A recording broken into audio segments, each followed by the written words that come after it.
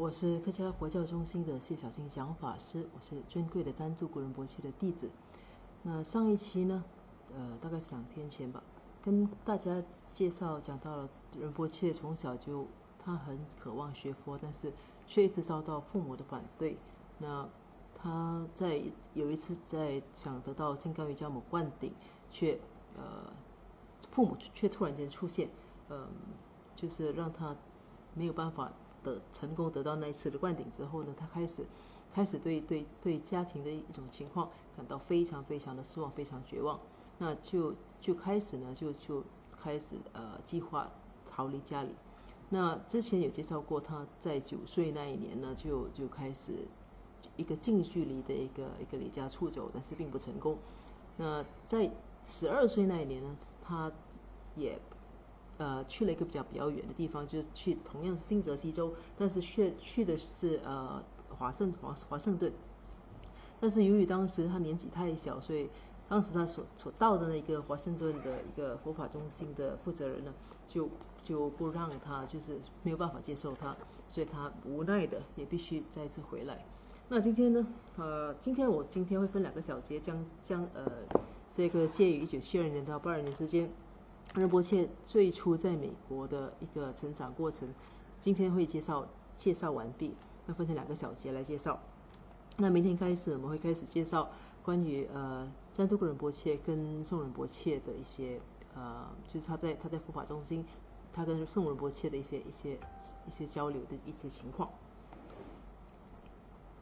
不好意思。那今天呢，这个小题呢是绝望的最后计划。我在这里跟大家念一念，在介于第一次跟第2次出逃之间呢，仁波切第一次想要结束自己的生命，所以他不只是想要逃离，甚至是想要结束自己的生命的，就是可见对当时的一种情况是多么的无奈，多么的感觉到无力。所以就在复活节之夜，他用藏茶吞下过量的药物，并向文殊菩萨祈愿：倘若此生我不能修持佛法，倘若我不能离开我的养母，那就请帮助我投生，请让我死去。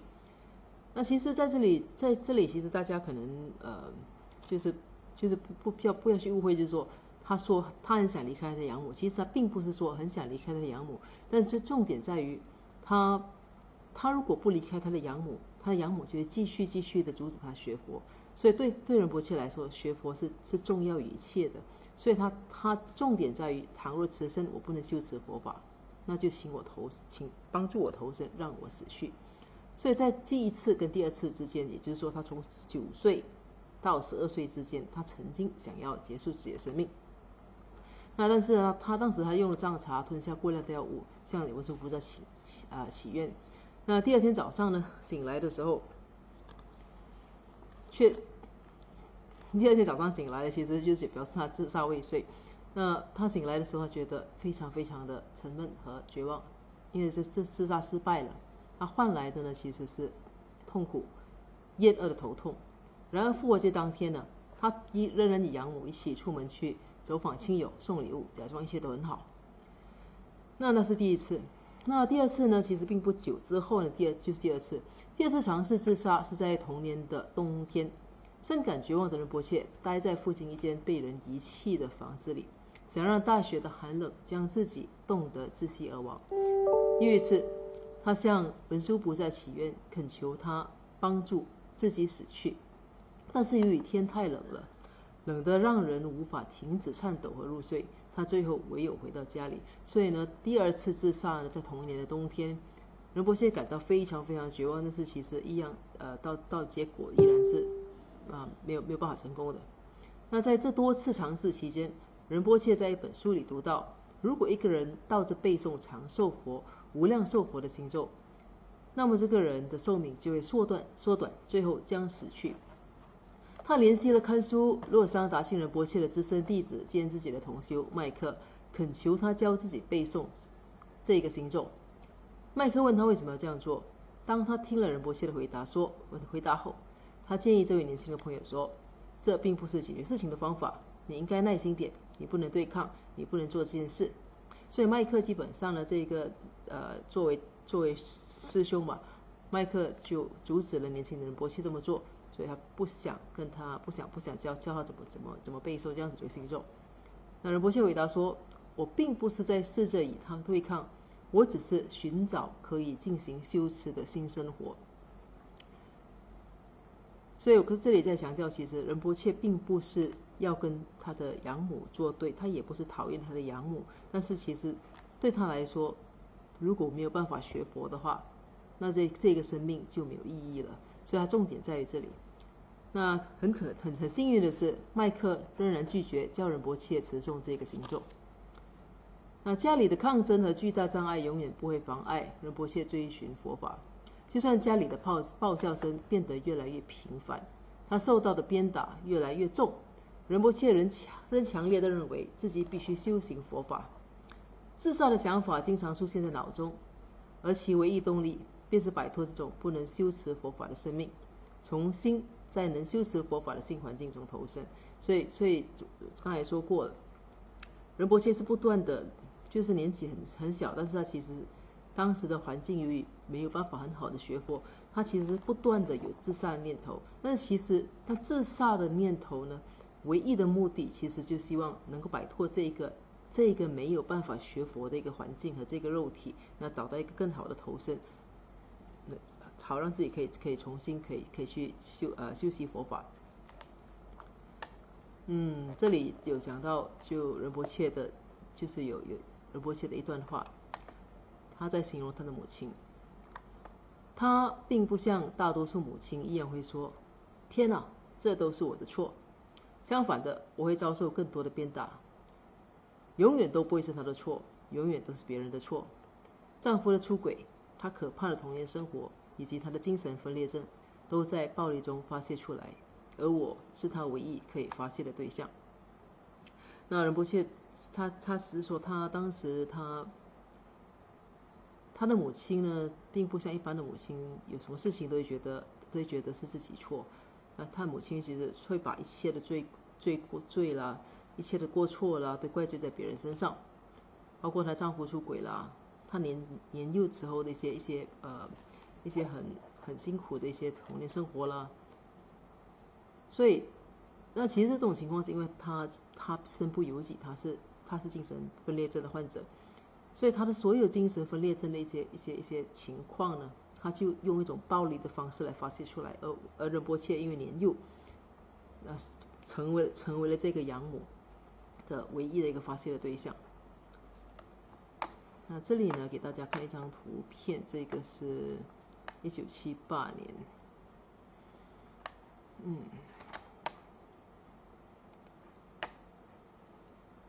，78年。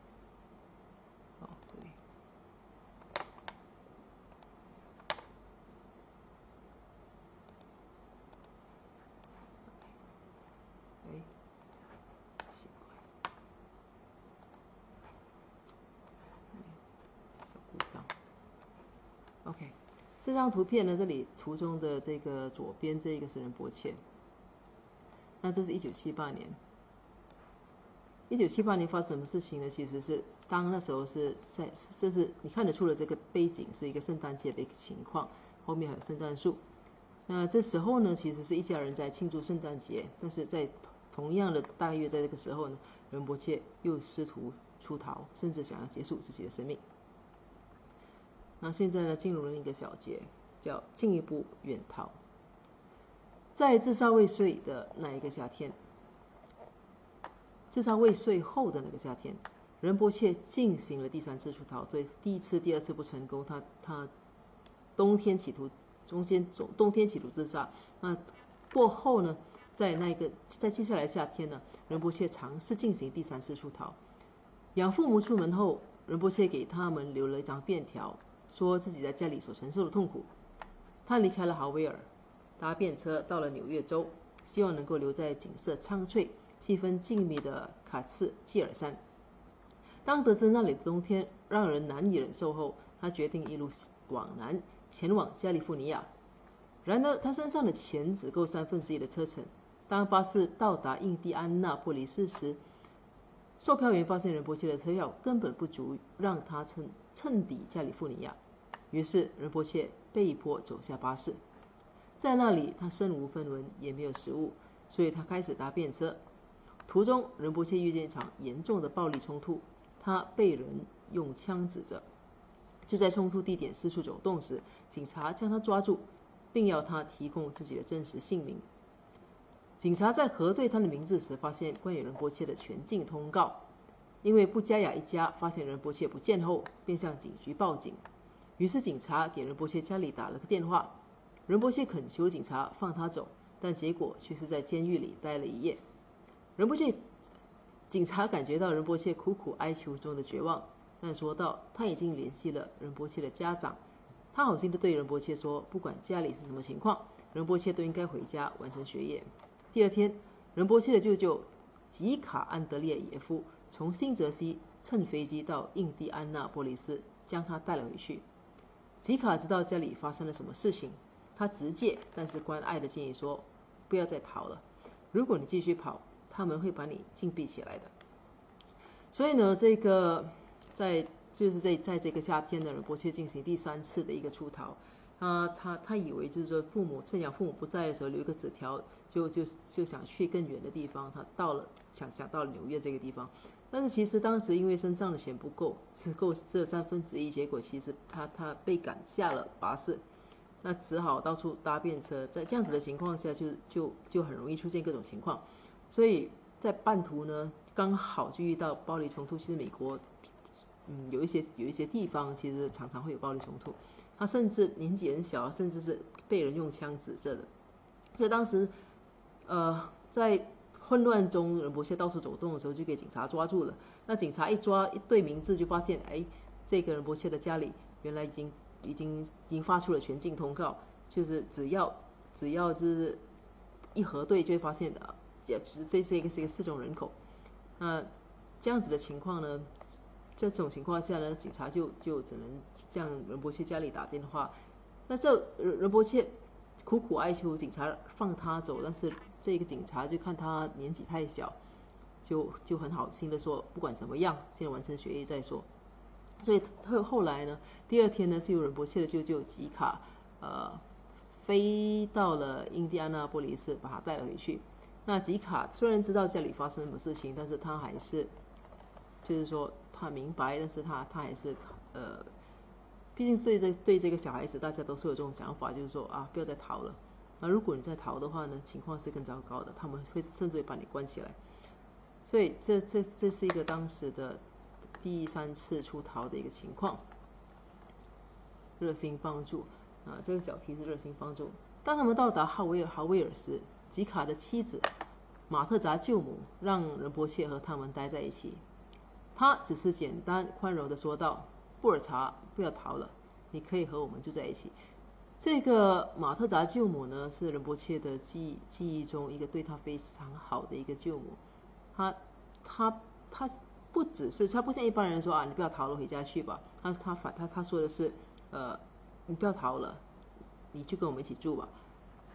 虽然仁波切还很小，但他仍然极度渴望逃离那个家庭。但是他知道，如果他和舅母住在一起，他的养母一定会令舅母的生活难看。所以你看到这个情况，这是仁波切在本书里面，如果说没有记错的话，是第二次很明显的，在小年纪就非常的为人着想。那第一次他想逃离家里，想逃离那地方，是因为他知道家人不断的给他的上司制造麻烦，他觉得他不想连累上司。那这一次呢，舅母开口想收留他，但是他也不愿意，因为他知道这样子的话会给舅母惹上麻烦。其实这是年纪非常小的仁波切已经懂得这么想了。尽管马特扎舅母也知道这样让布加雅一家难堪，会给自己家庭带来麻烦，但是为了外甥的安全，他仍愿意冒一次险。尽管他这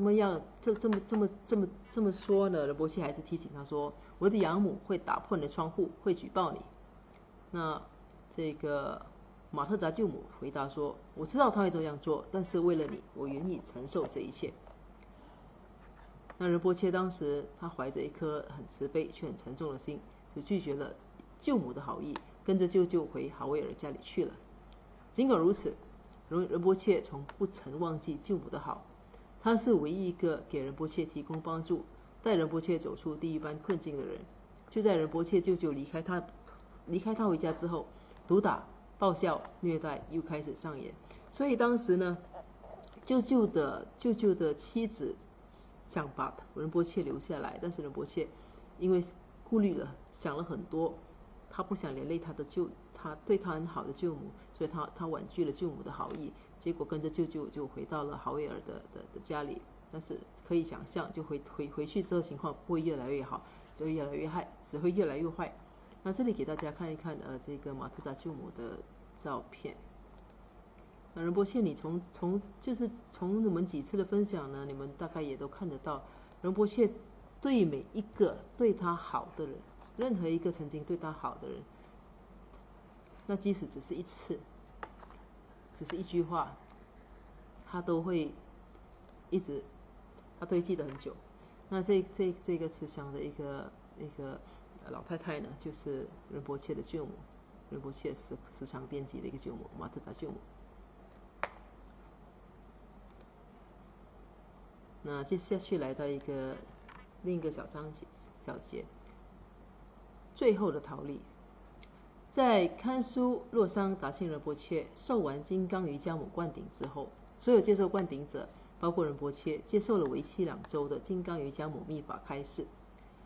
1982年8月，就在开示快结束的时候，达纳乘飞机到了科罗拉多，去陪伴已经成家的女儿丽斯玛。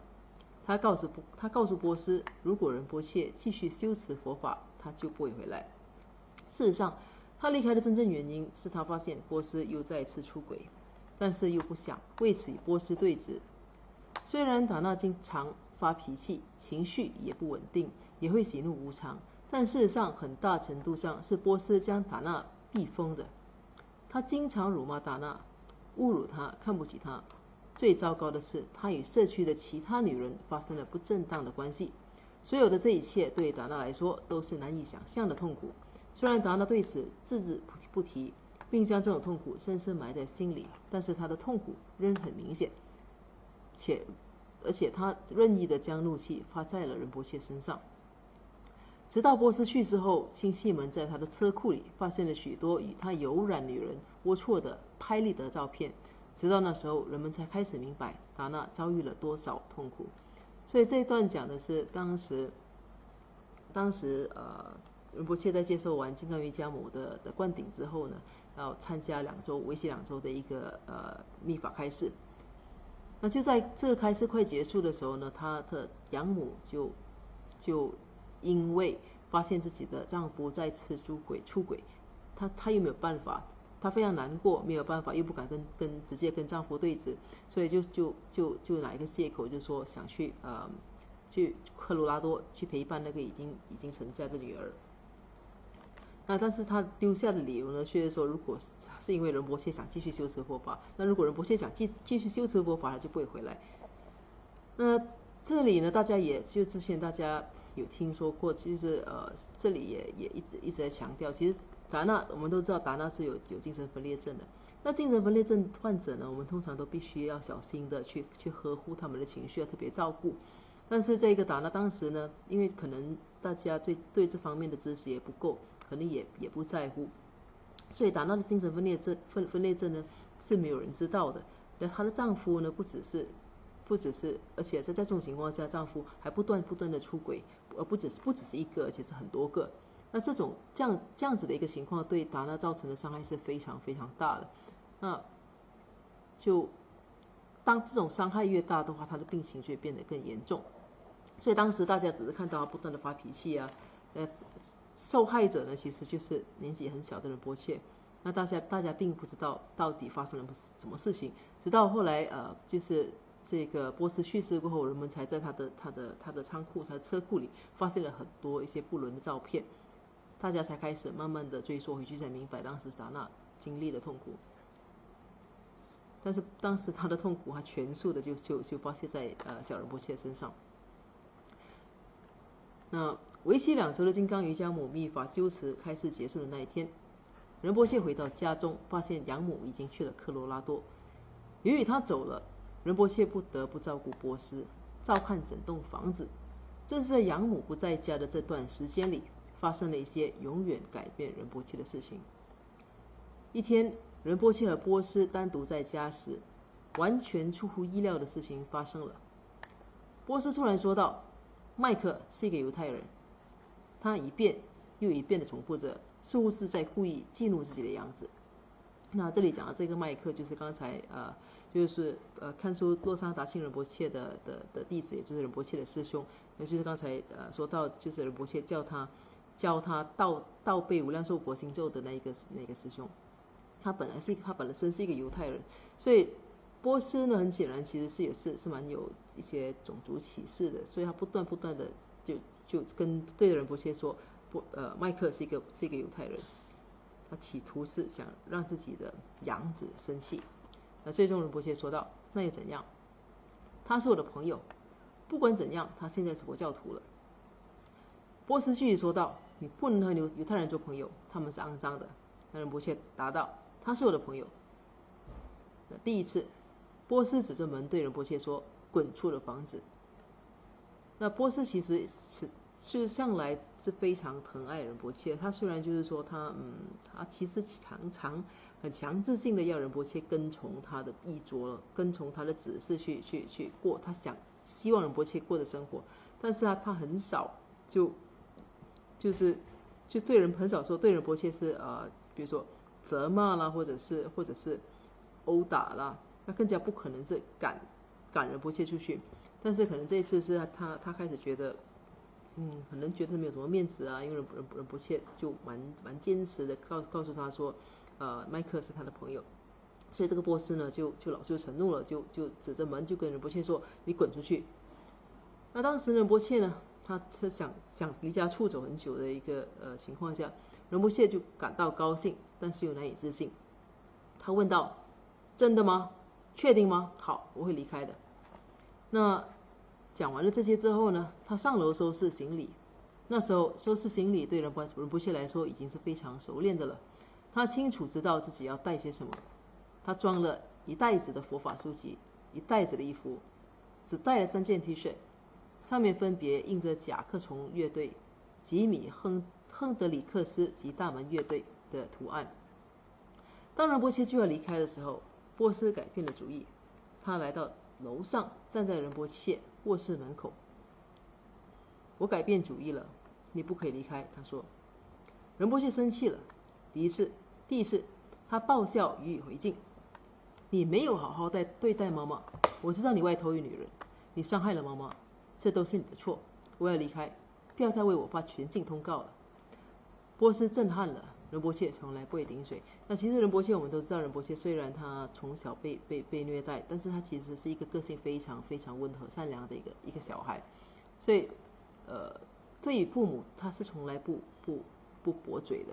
那在这一次呢，他其实像他很心疼他的母亲就是一次又一次的受到父亲的伤害，所以父亲在这样子在恶劣对待他的情况底下呢，他就第一次反驳他。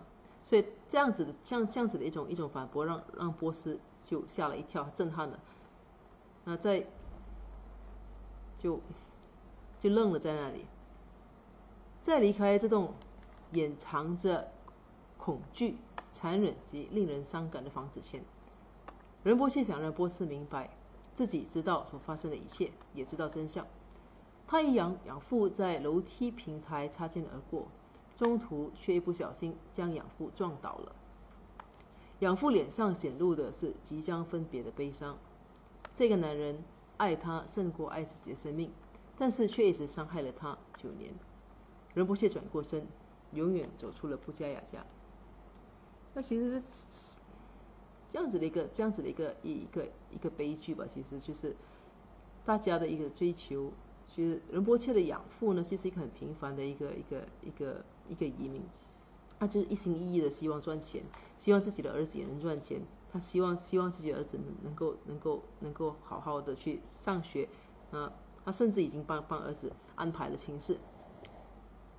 但是他自己本身呢，却本来这也就是说只是想法的不一样，东西还是可以，就是说也许可以争取啦什么之类的。但是因为他本身他这样做的同时，他还不断的在外面有女人，那再加上他的妻子是有精神分裂症的，所以整件事情就搞得非常恶劣，其实是因为他的做法间接的也就让他的妻子精神分裂症越来越严重。那这到最后呢，最终遭殃的是仁波切。所以在这个情况下，这整个回忆呢，其实是非常非常可怕的，就是不断的一个挨打的一个记忆。那仁波切其实虽然小，但是他心里清楚也明白发生了什么事情，所以他主要呢这一次的第一次也是最后一次跟父亲顶嘴呢，就是其实想让父亲知道，就是说其实我知道真相，你不要再隐瞒了。然后在他就是在楼梯平台跟父亲擦肩而过的时候，就不小心呢就撞倒了父亲。当时呢他的养父是非常非常悲伤的，因为其实虽然养父是想法非常不一样，但是他却是以他的方式去爱仁波切，他不断的爱，但是也不断同样的在进行伤害。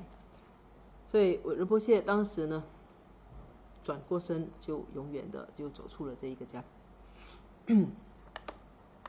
那这里给大家看一张图片，这个是就仁波切家附近的一个9号公路。仁波切在这里呢踏上了便车，就成功的逃离了。尝试了好几次过后，没事，按错。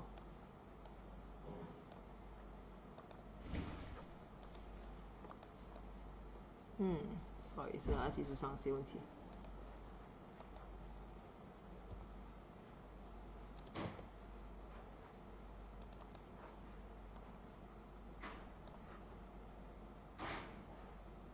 OK， 这个呢就是仁波切最终逃离的就是他逃离家里的那个搭便车的地方。好，那这一节的分享呢就到这里，看看他有什么问题吧。竟然把自己的图像弄不见了。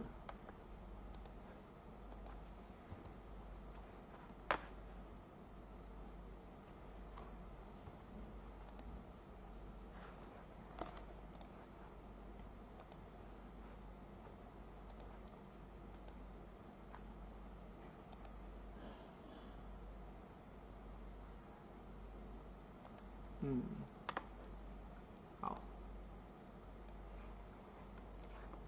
也是一小故障。好，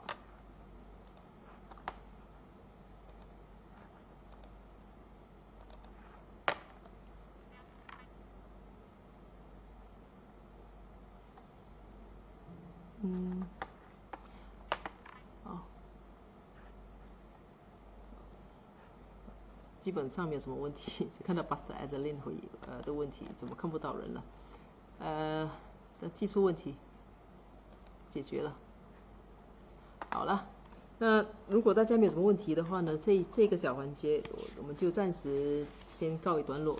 那结束之前呢，我们先做一个回向。那不久之后将会做一个我再跟大家分享关于美国之梦的一个最后的一个短的一个环节。圆满回向。如宝珍贵菩提心，未生出者愿生出，已生出之菩提愿，岂不退转倍增长？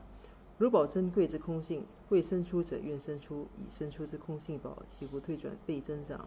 愿以此修一切功德，利益所有众生诸法弘。显明至尊上慧明深思，所示佛法心要诸圣教。唯愿世世不离真上师，唯愿随时享有圣正法，并于地道功德圆满后，迅速证得金刚持果位。愿我趁此善根力，速即成就上师佛，一切众生尽无余，悉令安置施佛地。愿以弘扬中喀巴法王正法理则记，直系障碍之征兆，一切顺缘悉圆满。我及他人之三世，一指相属二之意，祈愿善慧名称佛，教法永驻甚增长。愿昼吉祥，夜吉祥，昼夜60恒吉祥，一切事中皆吉祥，唯愿三宝常摄受。至尊上师身受永稳固，妙善法业普及遍十方，善慧教法聚光照三域，众生未尽其醒恒常住。好，谢谢大家，我们待会儿见。